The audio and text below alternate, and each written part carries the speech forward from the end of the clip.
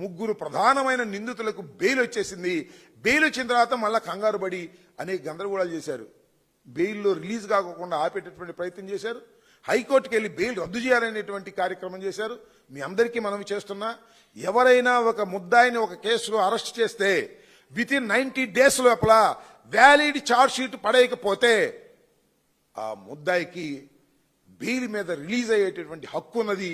అది రాజ్యాంగం కల్పించినటువంటి ప్రాథమిక హక్కు లాంటిది అనేది కూడా ఈ సందర్భంగానే మనవి చేస్తున్నా.